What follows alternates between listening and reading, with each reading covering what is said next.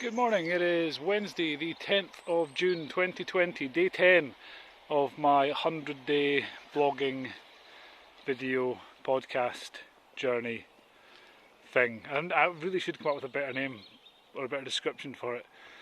This is Notes from a Scottish Author. I am Barry Hutchison, aka JD Kirk. I am out walking the dog. It is just shortly after 6 in the morning. It is raining today, which is never particularly pleasant, but you get used to it living in Fort William. I'm also being eaten alive by midges again, so I'm going to keep this bit quite brief, and I'm going to talk more back in the office about my TV and film career, what there is of it. It shouldn't be a particularly long episode, this one. Before I do that though, I thought I'd give you an update on my fitness challenge. 100 days, I'm trying to get healthier. I'm doing much more exercise, kind of minimum of 15,000 steps a day. I'm eating healthily, all that stuff. I said at the start I was only going to weigh myself once at the beginning and once at the end, but I've changed my mind on that. I decided so I can better keep track, I'm going to weigh myself every 10 days. So I weigh myself 10 times throughout the challenge. Weighed myself today, day 10, and I have lost just under 5.5 pounds, 5.4 pounds lost in the first 10 days. So I'm quite happy with that. It hasn't been particularly difficult. It's just been a case of not eating chocolate and cakes, and as I say, doing kind of minimum 15,000 steps a day. I think the most I've done in a day is about 25,000 steps, which is about 15 miles.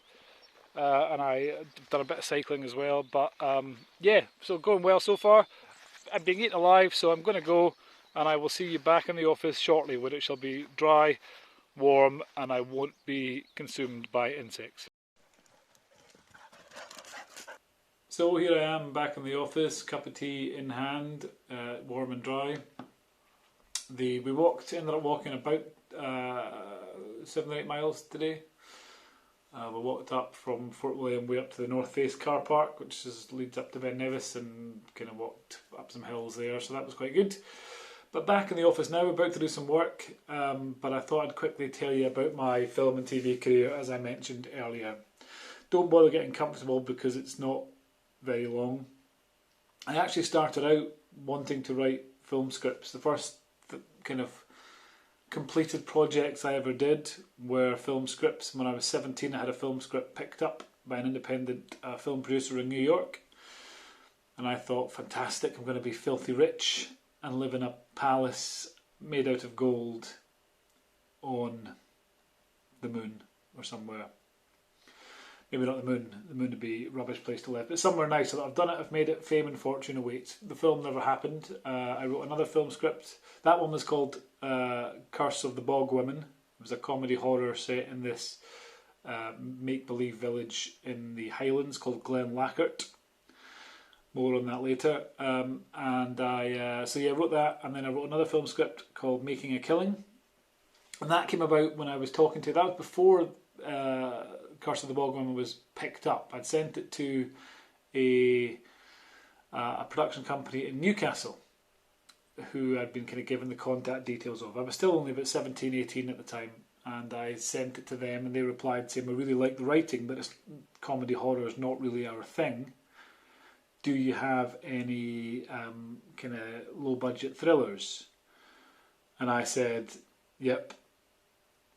And they said, can you send it to us? And I says, give me a couple of days to polish it up, and I'll send it down.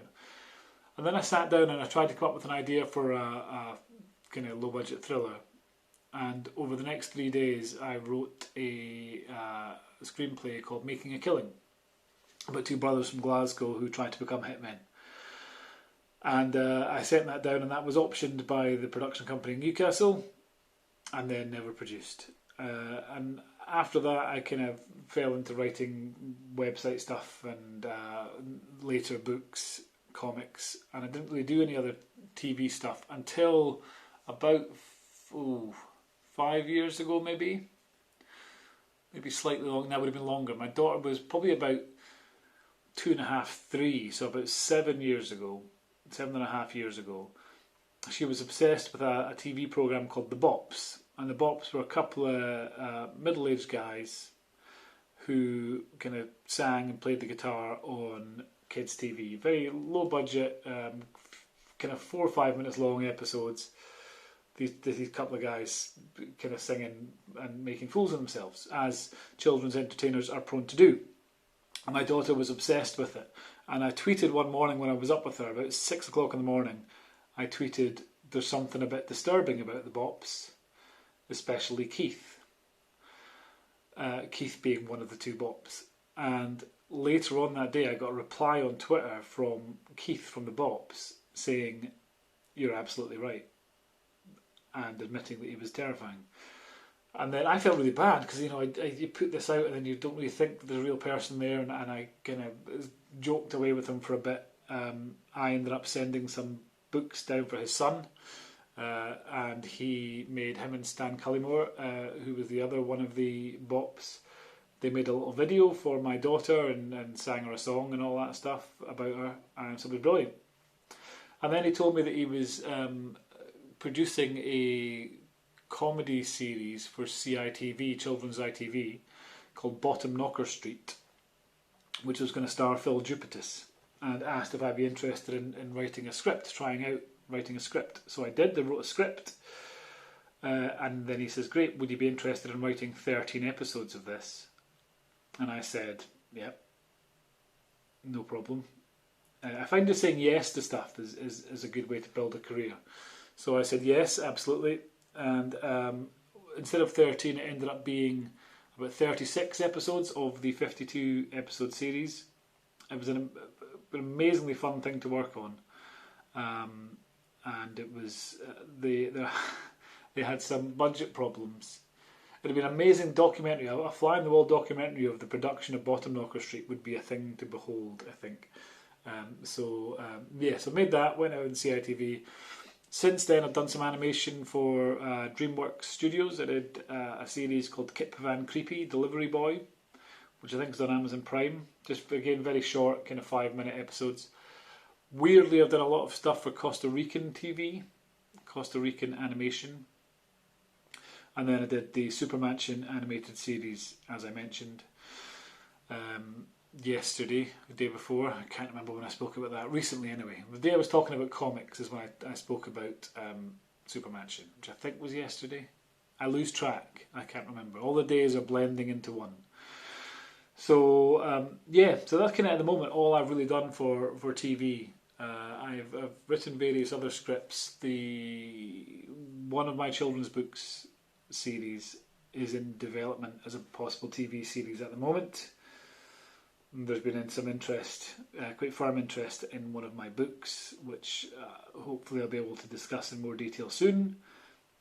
So that's it. That's my current list of credits. I've also written a horror movie with a friend of mine, Gordon Napier, which is set around Boleskine House in the Highlands, which is also the location, or one of the locations, of the second J.D. Kirk book, Thicker Than Water. It's a fascinating history, Boleskine House, and really ripe for some scary stuff, so scary stories. So that's what I've done so far. For now, I'm going to go crack on and get back to writing. Tomorrow I'll talk about something else, not sure what. Don't forget, if you have any questions for Q&A Friday, leave them in the comments and I will try to answer them, not tomorrow, but the day after. Because I think today's Wednesday. Again, I lose track. But yeah, I'll answer them Q&A Friday, and I will hopefully see you again tomorrow. Bye for now.